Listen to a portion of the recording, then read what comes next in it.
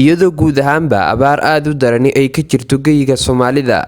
Deegaanka Darimacane oo ku yaala duleedka magaalada Boorame ee xarunta gobolka Awdal waxa uu ka mid yahay deegaanada ay abaaruhu aadka u saameeyeen.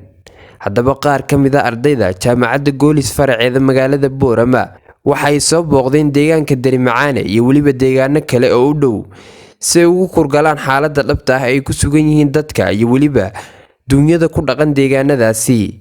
Waxayna dadka deegaanadaasi ku dhaqan guddoonsiiyeen deeq iskugu jirta cunooyin fudud iyo waliba agab waxbarasho. Haddaba waa kuwan qaar ka mid ah ardaydan oo ka warbixiyay waxyaabihii ay ku soo arkeen safarkoodii indhaynta ahaa, waxayna yidhaahdeen: waxaan ka soconaa jaamacadda Goolis, waxaan u soconaa dadkayga degan magaalada Dirifeyga, annagoo eegayna axwaalaha iyo howlaha ay ku nool yihiin, sida ay cilmi la'aanta baahsan ay u hayso hooyooyinka iyo carruurta, annagoo wax badan ka soo ogaanay in ay ka jiraan abaar ba'an imika oo dadku ay aad uga cabanayaan.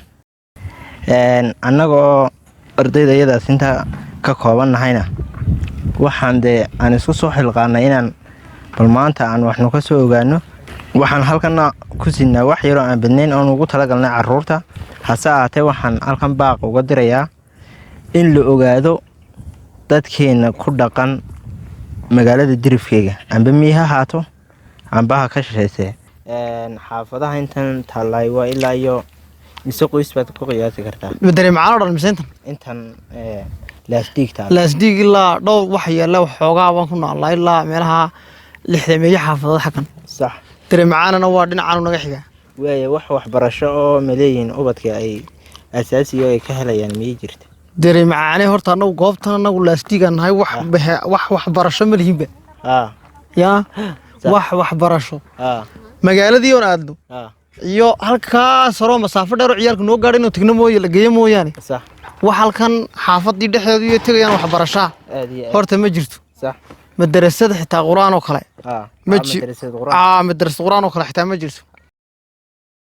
halkan oo kale hadii imka gabadha umul oo kale qabato fool oo kale adiga wacayo gaari oo si degdeg ah u yeedhana gaariga aad markaad yeedhato ayaad xanaanadii geenaysaa ama seede hadii ilaa halkan ay ku soo kala baxday gurigana waa caadi.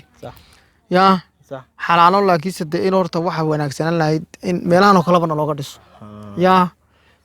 sax. bulshadu maxay ku tiirsan tahay bal abaartan iyo sixir bararkan ka jira ee laga wada dhawaaqayo? waan gartay. ma wax idin saameeyay baa jirta intooyinkii intii hore la idiga siinayay wixii ni daruuriga ahaa ku tiirsaneedeen ma wax ka qaali noqday baa jirta mise wax way jiraan horta sixir barar ku jira. sax. oo iminka shayga caagada yar saliida ee la siin jiray $3 maanta waxay maraysaa $6 labiyo konton kun oo laan. weli bilaabantay markaas waa noqotay $6 lacagteedii. sax. sixir bararku aad buu noo hayaa ma garanaysa. abaarana way jiraan oo dhulka aad baa iskaga liitaa wallahi. sax. oo nin walba xaalkiisa ilaahay in baa ogsiya sidoo ku nool yahay. wax imika hadda hay'adoon aan haynaa ma jirto. waxna caawiyana ma jirto.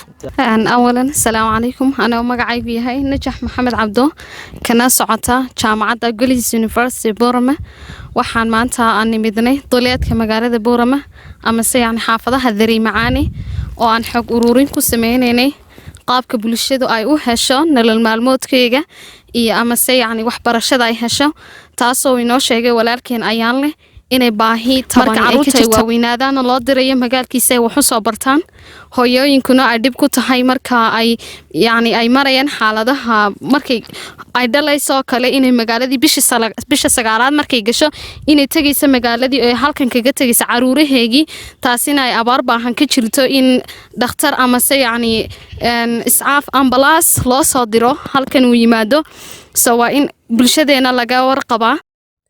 Abshakuur Maxamed Ali, Som News, Boorama.